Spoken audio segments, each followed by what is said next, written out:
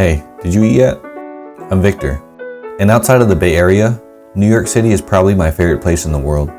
I never ended up moving out here, but over the last several years, I've had the opportunity to visit New York City countless times for work, trips with friends, and a few solo trips by myself. I was in New York City a lot, and really fell in love with how it feels when you're in the city.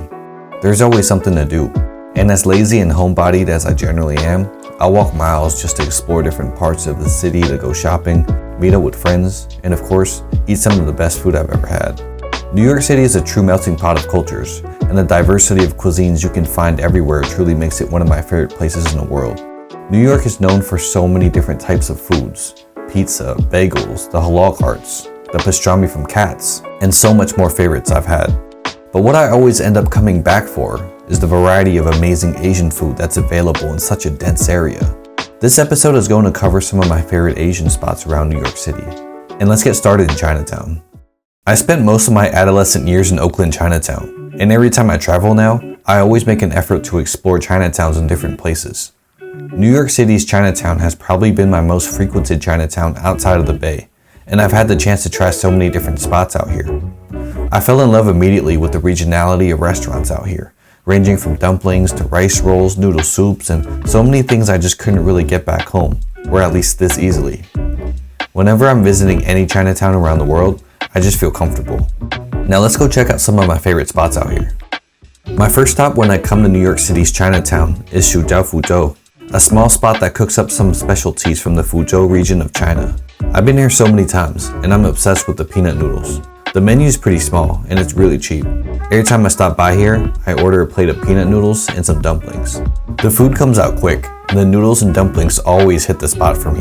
One of my Chinatown staples out here in New York City. Joe's steamed rice rolls is a must-have when you're in New York City. Growing up, I really only ever had Trung Fun during dim sum, and when I tried Joe's steamed rice rolls for the first time, I was blown away. Joe's recipe's origins have an interesting history back to my people in Toisan, so there's an interesting cultural connection for me too. We ordered a little bit of everything, had to get a couple of different rice rolls, as well as the Chinese crepe. The Trung Fun themselves are noticeably fresh, super thin, soft, and have the perfect texture with some elasticity. With the fillings, they're legit some of the best you can get when it comes to Trung Fun. I've been to both locations in Flushing and Manhattan, and it always ends up being one of my favorite meals in New York. Now, let's head to Brooklyn and grab dinner at one of the best Taiwanese spots in New York. We were able to grab reservations on a weeknight, and grabbed a couple drinks before the meal too. Co-founded by one of my favorite chefs that I follow, Eric C., the menu is full of his own takes on Taiwanese classics and other items inspired by what he grew up on. I was hella excited to finally make it out here, and we had to order a little bit of everything. By the time we got here, they were already sold out of their famous whole BDSM fried chicken, so I'll save that for another trip. For our veggie dish, we got the pea shoots with tofu skin. If you didn't know, a stir-fried garlic pea shoot dish is always undefeated. Truly elite vegetable dish. Since we couldn't get the whole fried chicken, we got the popcorn chicken instead. Some delicious little chicken bites covered in their Taiwanese dust, which consists of white pepper, sugar, MSG, and salt. I don't see a lot of spots really ever announcing their usage of MSG, so I respect that a lot. MSG is delicious, don't let them fool you. And then of course we had to get some of their noodle dishes. The 886 noodle with fried garlic and beef shanks, and their beef noodle soup with braised beef shanks and a 16-hour oxtail broth. And my favorite dish I had, their whole striped bass, which is stuffed with fish paste, is nothing like the fish dishes I had growing up. Served in a pool of black sugar yuzu vinaigrette, this was delicious. Low-key, my least favorite part of Chinese fish dishes is removing the bones, and this solves that problem for me. This is a must order when you're at Wen Wen. We ended the meal with some fried black sesame tong yun and ice cream. This was probably my favorite meal I had this past trip to New York, and I'll definitely be back. Back in Manhattan, we stopped at Adab Boy for dinner for one of my favorite Korean meals I've had this year. They serve a $75 4-course prefix menu with gratuity included, making it one of the best value meals you can get in New York, especially for the quality of this meal. My favorite part about doing these types of menus is having me and my wife order different things at each course so we can try more of the menu. We kicked off the night with some makgeolli, a Korean drink that's slightly sweet and tangy. And then the first course comes out, a sea urchin, with Korean steamed egg covered in seaweed. So damn good. And then the kingfish and the beef tartare with oysters, tarragon, and kohlrabi. Next up, we got the octopus, cooked with kimchi chorizo, potatoes, and the smoked butter. We also got the scallops, cooked with makgeolli, cauliflower, and the Korean roe. For our final courses, we got the cod, cooked with clams, zucchini, and fennel, and the pork belly, cooked with lentils, buchu, and watercress. The presentation of all these dishes were excellent, and I really enjoyed how the food at Adab Boy explores a really exciting take on Korean food, while still maintaining its Korean roots with its ingredients and flavors. We also added on their fried chicken, and not even exaggerating, this is the best fried chicken I've had this year. Served with a couple of different sauces, the chicken itself is crispy, but also super light and airy.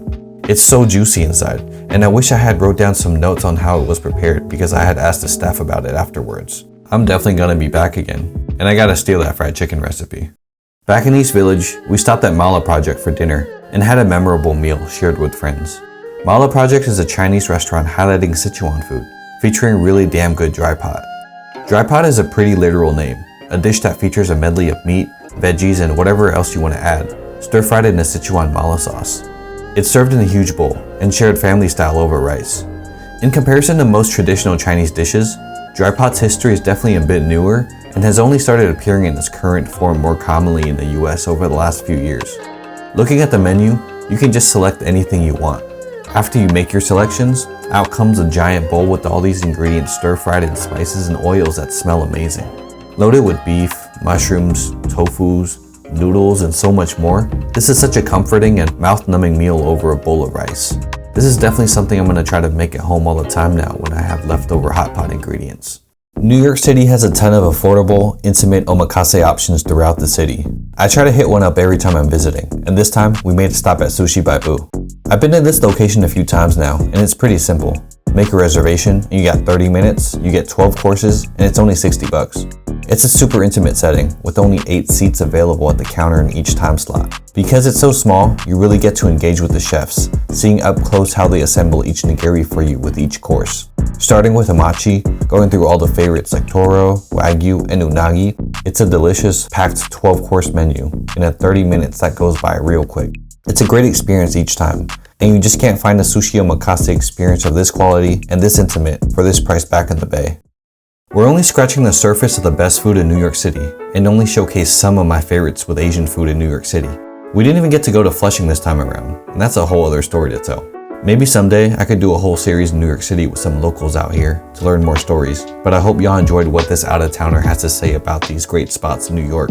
I've had the opportunity to spend so much time in New York over the last few years, and it's somewhere I'll never get tired of visiting.